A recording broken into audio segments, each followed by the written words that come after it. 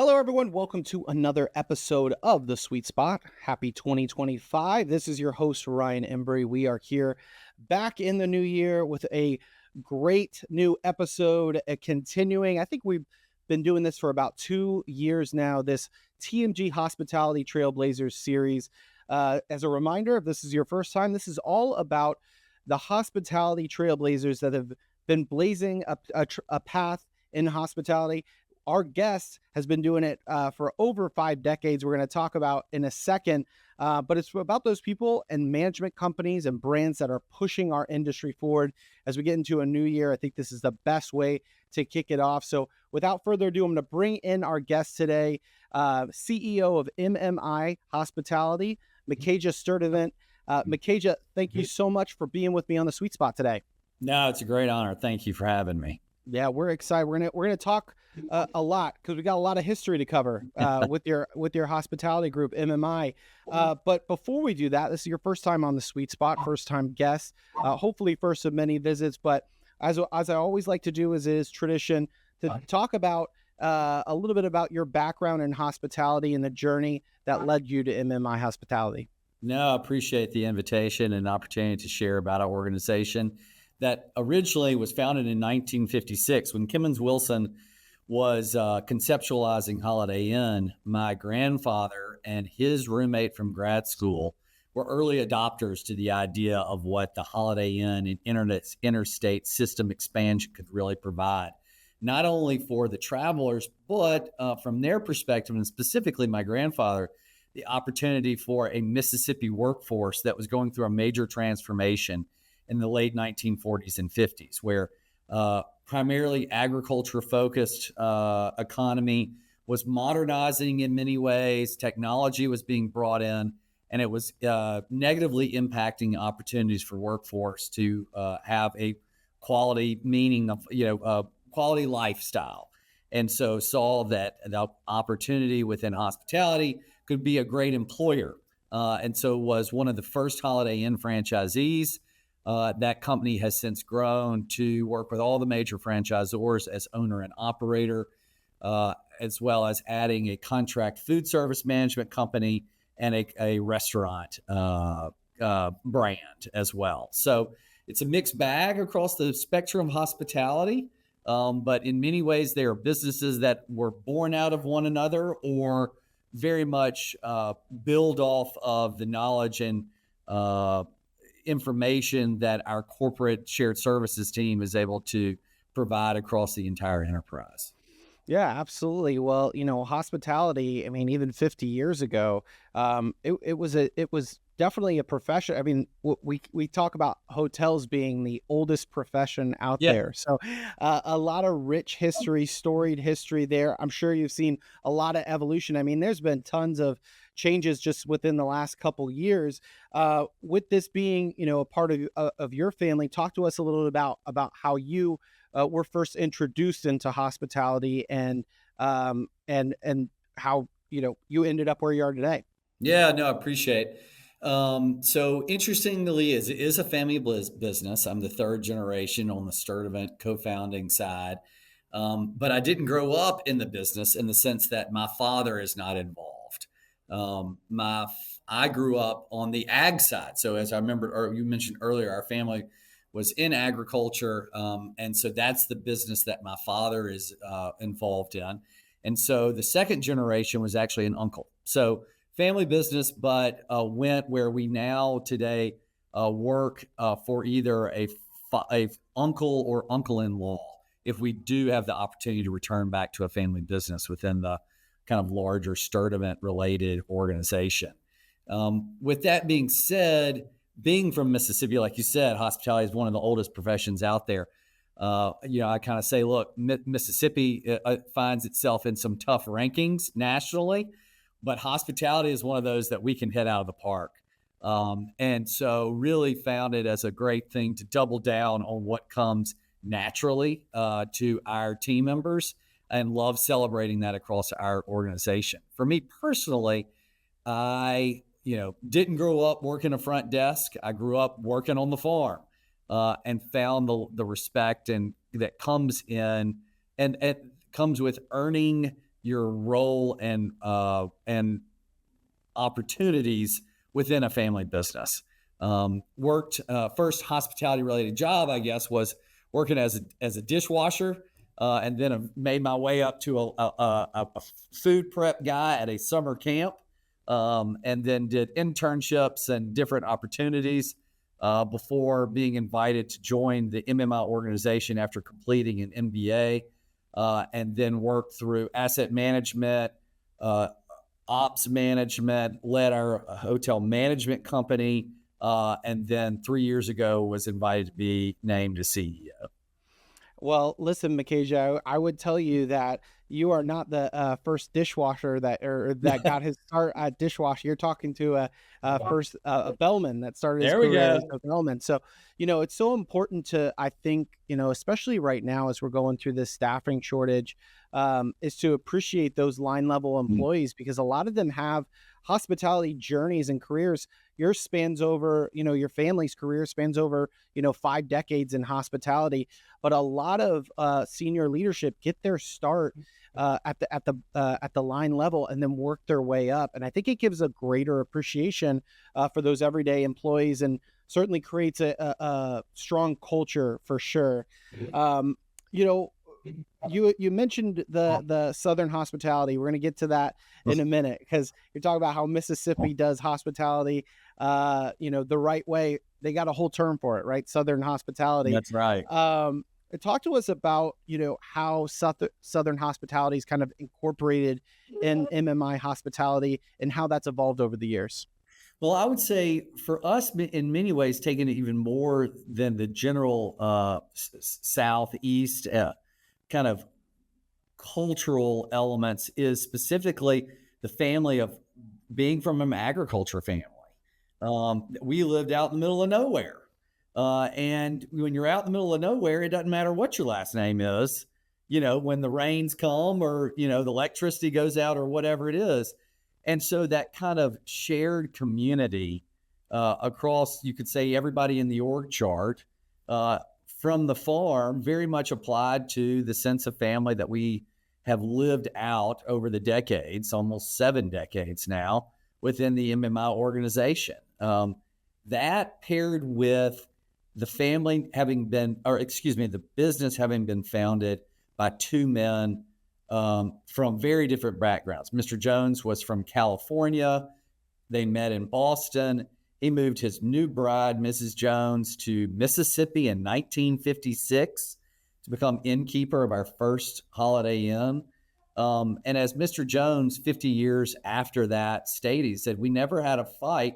We had some healthy discussions, but we never had a fight." And that sense of respect, not only as peers, but as believers in the larger business, wherever, again, you may be within the organizational structure, has been an underlying element of how I've looked at our organization and have built on those who've served in similar roles before me. Yeah, I mean, I'm sure that's an easy thing to sell to employees. You know what Yeah. I mean? Of taking care of one another, and that background leaning on that sometimes gets lost. You know what I mean? With a lot of management companies, a lot of brands out there, feels like a new brand's kind of popping out up every single day. I'm sure being able to kind of rely on that history, that story of MMI hospitality, and the way that you've done things, over the past, almost 70 years, like you said, that's something that instills confidence to employees, associates of, this thing's going to be around. It's going to be around a while, and we're going to do things the right way. You got a whole, we kind of talked about it. We got a whole section on your website labeled differentiators. And I think in a time right now where there's a lot of consolidation in management companies, right? More brands than ever, more opportunities. How do you stay relevant and differentiate yourself from those other management companies out there? Well, I think one of those items is our roots run deep. So recognizing we've been around, we've been through the cycles, we recognize, there's a reason why we have more than 90 team members pictures, headshots on the wall in our office here in Mississippi for having served the organization for more than 25 years. There's a reason why we've created, I believe, or those before me have created a sticky opportunity of turning a job and truly into a career. But we've had a diverse portfolio, that is not any easier versus having cookie cutter, core branded, all one franchise, all select serve, et cetera, and stacking those P&Ls next to each other. I get that. There are great benefits and efficiencies to that, but that's maybe not what always will resonate for a certain stakeholder, whether that's not only just the guest, but a team member, an investor, and just a general market. But I guess those differentiators are thinking about our diversification in that we can pull best practices and apply across our portfolio, but also digging into the details, which comes about because in that diversification, we have both franchised and non-franchised properties. My soapbox is, I get on my soapbox when I say is that it's not whether it's branded or not, because you can have wonderful brands like in the Southeast, we'll say the Peabody or the Roosevelt or the Grand Hotel or the Broadmoor, wherever it might be, the Plaza. Those are brands that people assimilate a certain feeling and experience with that aren't necessarily franchised. But we have franchised and non-franchised properties. Our intent is to build brands either around a collection or an individual asset so that not only the guests, but even more so, firstly, our team members can understand what it is that they're being asked to deliver on. What is the hospitality that they're being asked to provide?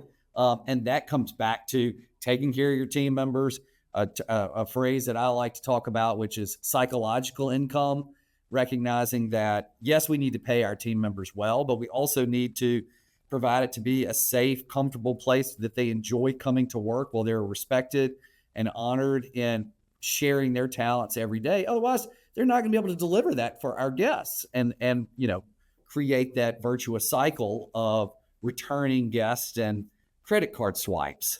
But it's a fascinating business. We think that we've got both as owners and operators, as developers, franchised and non-franchised, branded, and at independent, full service and select service. We've got a mixed bag, but that's what keeps us on our toes, I think. Well, I mean, just to think about everything that's happened in the last decade, and to then be able to say, yeah, well, guess what? We've been around for 7 of those, right? Yeah. And It gets faster though. It's not as fast back in the day as it is now, but yeah, there's been some changes. Yeah, you've been through a lot, but I think that also says something. I mean, there's something about longevity in this hospitality business, and something that you mentioned a couple of those brands. A lot of what those brands have in common, those hotel brands, is they've been around for a long time. They've been able to give those guest experiences throughout generations, which is something that you can hang your hat on there. And then all of a sudden you add the diverse assets, being able to say, hey, we're not just successful, we can do it in a variety and multitude of ways. That is absolutely differentiator right now, especially. And one of those segments that you're really invested in is the soft brand. And would love to hear, as someone with multiple soft brands within your portfolio, kind of what you think the that pull is to a soft brand today in 2025, and maybe where you see soft brands heading in the future. Yeah, so there's a lot to unpack there. Sure. The soft brands, of course, we've seen the rise of the soft brands, rightfully so. I'm excited about what they can mean for a community, so long as the investors are keeping those appropriate capital reserves to go deeper in terms of, and faster, I guess I should say, in terms of the ID side of things. When we think of the big, grand legacy properties, kind of like you were mentioning a second ago, and I listed some of those just geographically around us. So much of the investment was around the building, right? I think Mhm. about the hallway at the Roosevelt in New Orleans, or the lobby at the Peabody in Memphis, et cetera. And Right. you could take out every single piece of soft goods and walk in there and go, wow, Right. right? So much of design today is not about the box, just because it's unfortunate as that's where we are in terms of CapEx costs. But a Mhm. lot of it's about the forward leaning design elements and taking those design elements and creating a lifestyle associated with it and localizing that. Yeah. That will have to be something that people pour back into.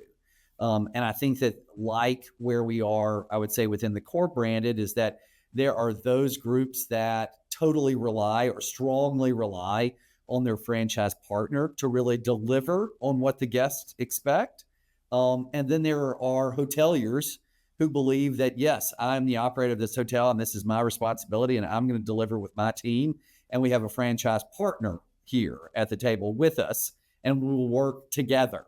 Right. Within the soft branded space, I would say that we are in still a little bit, I would say, in the honeymoon phase almost of the soft branded industry. We've had, portfolios build pretty quickly with a lot of conversions. We have franchise partners who have, I think, done a good job in holding to certain standards of really wanting brands to be created. But it's going to be, how do we sustain that? And how do we sustain that? Not in holding, but continuing to evolve and push forward. You can't just hire a great interior designer to design a restaurant and launch a menu. It's about, how is your team living out that experience? How is that menu rotating and evolving so that it's continuing to resonate not only with the traveling public, but with locals alike? These Yes. properties cannot work, I don't believe, if you don't resonate and work well for your locals. Not only because I think the guest is seeking out sitting next to a bar with a local and hearing about, okay, which one of those breweries downtown, should we go visit, kind of a thing, and getting the local intel. But the other is a lot of these projects also, the balance of revenue coming through the various the various revenue segments of these properties Yeah. is, adding food and beverage and spa Yeah. and, whatever other programming might be within the box, other than just the rooms revenue that a core franchise properties is historically been focused on. Yeah, that's such a smart observation there, Micajah. These locals, I think it was something probably, during the pandemic where a lot of us were like, well, can't travel anymore via airplane. Look at this hotel. Maybe let me go check this out and maybe put my travel radius a little bit closer to home. And they Mm. found out that they had some pretty awesome hotels, pretty awesome restaurants here. But you're totally right about the guests wanting. We've always heard that I'm trying to get a local experience, right? Well, who better to give you a local experience, to having that experience with local people in that area. So I think that's so smart. And if you can create a mixture of both, I mean, first of all, you don't have to rely so much on out of towners. You've got different revenue streams, and soft brands definitely hit the mark. But it's exactly what you said. It can't just be a building. It's got to have a story. Those brands, you know, they lasted over time because of the stories that were told and experienced within the walls of that lobby, like you were Mhm. talking about. So, how can you, tell your story? And that's obviously, us being a digital marketing podcast. That's where we spend a lot of our time talking about, is how can you tell the story of your soft brand, of your, even if you're branded property, right? Yeah. How do you sell not just the hotel, but the community and Yeah. local experience? So, um, Yeah. can you share with us a little bit about the MMI Hospitality's philosophy and how you sell that entire kind of guest experience? Yeah. Well, I mean, I'm almost thinking about it through the lens of as if it was a case study. Sure. King and Prince is a historic beach and golf resort on an island off of Brunswick, Georgia, built in 1935. This is the 90th anniversary of that property. Wow. It is nearby to Sea Island, which is world-renowned, fabulous, just amazing experience. And I think that we are number one, you got to be honest about who you are. I think is important. As while I know your audience is much larger than the Southeast U.S., I kind of almost sometimes find myself explaining or reviewing things internally or externally through comparisons around, like if the King and Prince is Southern Living magazine, Sea Island is Garden and Gun. You've got a different audience, and don't try to be the same, as your neighbor. You've got to instead go, not run the other direction, but find your corner. The King and Prince is a perfect example, I think, of where, while we had 7 acres and about 200 keys, a lot of different room types, et cetera, and programming on property, in addition to our golf course there, St. Simon's has a ton of amazing experiences at the lighthouse, through its history, through retail and a quaint village, et cetera.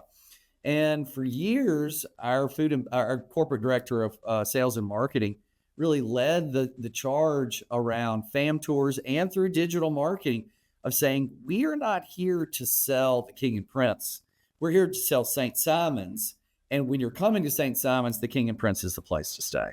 Yeah. And so, almost thinking about it through the lens of what we were just talking about, some of these soft brands, et cetera, is that, look, you're not going to have everything within the walls of your property. So recognizing how you leverage your community. The other is I was thinking about, like, the stories with years of service, like Peabody Hotel in Memphis. They're famous for their ducks. Right. They didn't open that hotel with that plan. It just happened to become because of a certain guest, et cetera. And where I'm going with that is that by having your hotel act as the living room for your community, creates the opportunities for locals and visitors alike to find themselves the results of stories that then build kind of folklore, that then builds legacy, that then builds brand.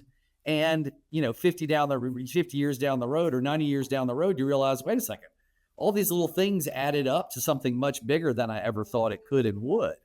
And so it's about recognizing your voice, and your voice relative not only to your peer set, but to your neighbor, who's just your general community, and making sure that you're not speaking outside, above, or below what resonates with and for them. And in doing so, you get credit for so much more than what you actually are controlling or had to foot the bill for. Yeah, well, we always talk about the best story that you can tell, even if you've got the best marketing team and budget out there, is the story that your guests are telling on places like online reviews, right? So I think you make a great point, because there might be some hoteliers out there that feel like, you know what, this is my value prop. This is why my hotel is the best. Yet their guests are telling them something different about, actually like this hotel because of this. And if you don't keep an open ear and an eye on that feedback and have alignment there, it's either going to come off as inauthentic, or you're going to be missing the mark, like you were just talking about. You're going to be targeting the wrong people, and it's a tightrope that you have to walk. But I think your advice of staying open and organic for that story to be told between both you and the guest is so critical, so key, and some really great advice there. Well, one of the things that we found really interesting, kind of at a portfolio level, is, our franchise partners, our franchised hotels have done guest surveys and had all the technology channels for a long time, and they'll get scores, right? Right. What's really interesting, and I don't think it's because of price point, because we've got, independently branded properties that, might be $100 a night, and we've got other ones that might be $900 a night.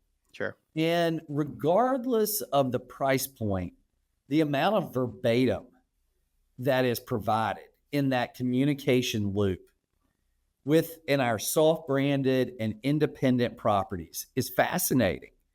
It's almost like there's this innate sense of that there's an innkeeper there. There's a person that's either the muse, or whether that's our GM, really kind of acting in that role, or it's just the general sense of the community that your overall team member groups create. But there's a lot more calling out and showing love, and but also giving constructive criticism, Sure. because they feel there's a person and an identity to whom will listen, and that this is a place they want to come back to and want to continue kind of be a part of its evolution. Yeah, no, absolutely. We talk about that all the time, about, guests leaving you literally breadcrumbs and clues to the perfect guest experience. Now, not everyone is going to mistakes happen and things happen that are out of our control, but you have to be open, have an open, ear to that feedback. And because when you're right, Micajah, when they give you that advocacy, that is the strongest piece of endorsement that you can get from traveler to traveler, is someone else saying, listen, this place felt like home. They did a fantastic job of hosting me and my family. I will certainly be back next time, and hope that you will stay here when you visit too. There is listen, I've been on the other side of that front desk. There's no better feeling in the world when it's just like at a holiday. We just had the holidays go by. When you host someone, right, you love that feedback. You love to hear that being recognized. Yeah, you put your heart and soul in and kind of hosting them. So here we are, beginning of 2025. Always a great time of year to do some sort of reflection on this past year. What stands out to you as whether you hit any milestones, accomplishments for MMI Hospitality as a brand? Oh gosh, I find myself. I think about that. Well, kind of moving out of portfolio, because that might be an answer, that portfolio related answer might be Sure.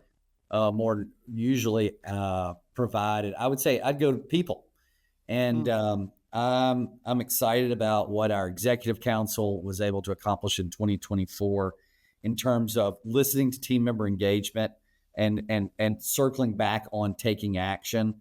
But one specific, I guess, is we hired a new CFO. Doug Heinrich has come to us from 21C Museum Hotels. And we think that his food and beverage and hospitality hotel experience and repositioning historic assets for, world renowned art gives some interesting insight for us as we're looking at our portfolio for the future, and what that means in terms of growth opportunities for our team members. So that's a little vague in a sense, but we've got the kind of standard milestone numbers, but I think it's the people side. What Doug is already kind of drumming up for the future of MMI is exciting. Well, it puts you in position to take advantage of some of these travel trends that we're seeing. I mean, I was fortunate enough at the end of 2024 to cover the hospitality show, and one of my big takeaways, we do a takeaways episode from that, was F&B is, I don't know if it was ever gone, but it is certainly back in hospitality, and it is coming back with a vengeance. And a lot of hoteliers are capitalizing on this. People just seem to it's a community thing, like you were talking about. People just love to experience this, whereas maybe a couple decades ago it wasn't the fad to go to the hotel restaurant. It certainly is now, and some of the best restaurants in cities that we're seeing are in hotels, in resorts. So certainly positioning you for to continue on that success and stay up to date with those trends moving forward. Let's move into some rapid fire questions here. Get to know you and MMI Hospitality's portfolio. You mentioned a couple of the properties. I typically save this line of questioning for a single property, but you've got such a nice portfolio. Yeah. Let's move through some of these. Favorite view at one of your properties. Hopefully, I can make this a little difficult for you. Ooh, favorite view. I would say the Valley Range at Switzerland Inn in Little Switzerland, North Carolina.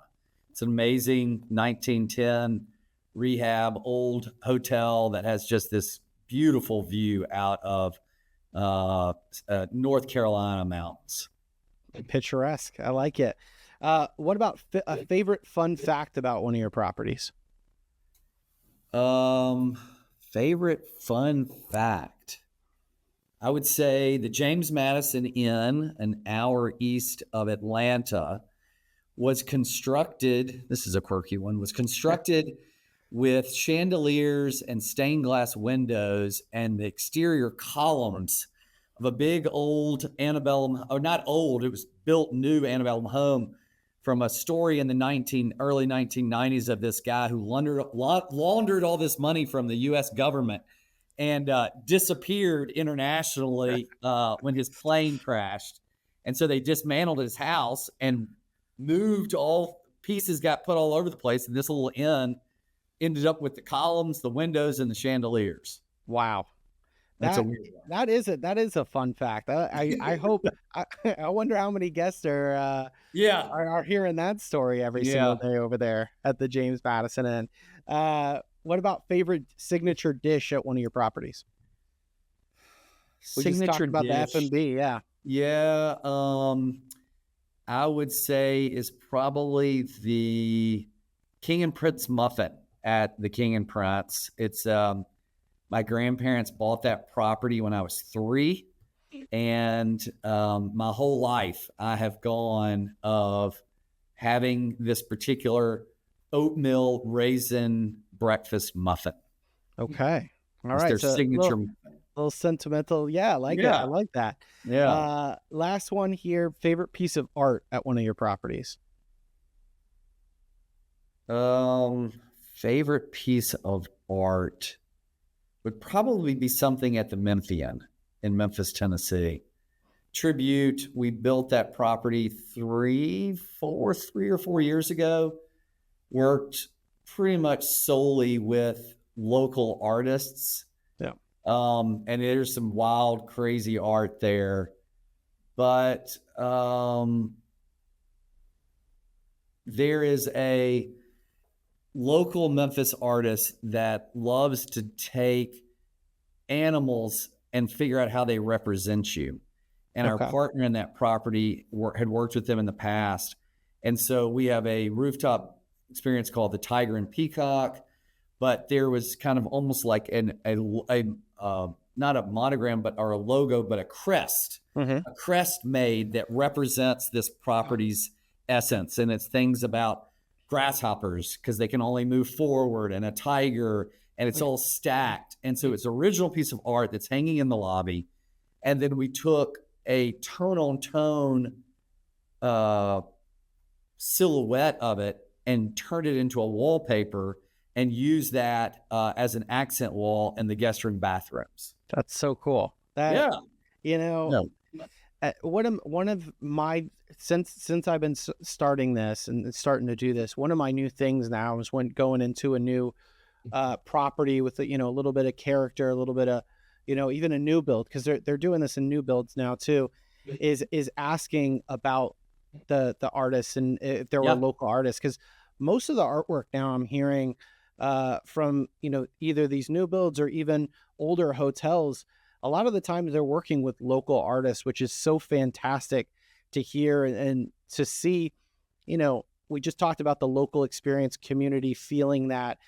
That's something that gets overlooked sometimes at these hotels, is sharing that all the art in this hotel is done by local artists here. So you're truly getting that authentic feel when you stay with us at our property, because this is part of the community. It's just something I think it's so cool to see, and it's such a nice it's such a nice change from maybe, again, a decade ago where it was all just printed Yeah. photos, nice little photo and Yeah. in the room. Um, so here we are. We're at the end of beginning of 2025. Already shooting ahead. We're a very critical time, obviously for hoteliers. They're looking at their occupancy as even 60, 90 days into spring break. What are you most looking forward to this year, and as we turn the calendar to 2025? Um, I don't know if I would say I'm looking forward to, but I'm cognizant of is that we have an inauguration later this month. Hmm. We don't have any properties in DC, but what's going to happen in DC in the next several weeks is going to be Sure. really influential as the just general mindset and opportunities that the American public feels they have as it relates to travel and just confidence in their pocketbook and sense of whimsy and desire to get out and experience, across the street and across the country, Yeah. both. So I think that's a big influence for us across all of our operating companies. Um, but when we think about, the messages that we can share, hospitality, it's one of the things we talk about with our team members. Like we never know if the person checking in is here for a funeral or for a wedding. Mhm. We don't know if they're here for a terminal doctor's visit or a first grandchild, Right. and we don't know that about our team members. I mean, we don't know that, wherever we are, whatever industry we never know what it is that somebody may be carrying or just, so excited about inside and feels like they can't share. So we just have to be respectful and be mindful of that. We are complicated beings, Mm. and hospitality is such a gift that we have that we can share with others, regardless of where we are, what the product type might be, regardless of what the position is that I might be serving in within a property, that I can make an impact in someone else's life, and that's a gift, and something that we should not take for granted. Love that. Love that. Yeah, no, what a message. And again, as we go in this new year, and there's a lot of things. What your hospitality is a gift. I love that message because we kind of look and see a lot of things on the horizon with AI, and how is this going to change the landscape of everything that we do day to day. But at the end of the day, especially an organization that's been around for almost 70 years, it's people serving people, and at the end of the day, it's those guests that are having those experiences, but also the team members that are hosting those guests. That's what makes the magic happen. And as you mentioned, it's a gift. It's something that we get to be a part of. And sometimes we're lucky enough to be a part of that story. We're lucky Yep. enough to make that impact. So, Very uh, much so. we I have, know that I have a friend I was talking to the other day who's also the sixth generation in a family business. His family business is wholesaler of convenience stores. And when you think about it, sixth generation goes, there were not convenience stores, there were not cars, yeah, and how many few generations ahead of us, or in the future, what's a convenience store going to be as we right. move away from gasoline, as just so many different things. But hotels, restaurants, etc., are they're gonna stick around. And while there's been a lot of interesting influences in our industry from the outside, while there might be a kiosk in the lobby, or we may not be doing housekeeping every day, etc., there's Right. still going to be the opportunity for warmth and sharing. Yeah. So we look forward to hopefully being a part of that story for many years to come. Absolutely. And like I said, we wish you the success 2025. We're going to keep a close eye on MMI Hospitality and all the things that you've got in the years, decades to come. You already have the track record to show it. Any final thoughts? We covered a lot today. Micajah, any final thoughts? We close out? No, I just appreciate the opportunity to talk with you today and think about how digital is a piece of that and can become much more ingrained into not being this outlet. It's moved into the core kind of what the guest experience is, not Sure. only in introducing, but while people are on property and truly experiencing the offerings, how that then leads into that full circle upon exit and return. So it's a big piece of how we can serve and preempt even more so going Yeah. forward with AI and more information and knowing who the guest is before they walk in the door, et cetera, all that stuff to ultimately still greet them with the smile and preempt what their needs might be. Absolutely. Yeah, it all circles back to hospitality and creating that memorable experience. So we appreciate you, Micajah, being on here at TMG Hospitality Trailblazers Sweet Spot series. And again, we look forward to continuing the success. Hopefully, we can have you back on the Sweet Spot. Thanks so much. Thank you so much. And thank you for listening to the Sweet Spot. We'll talk to you next time.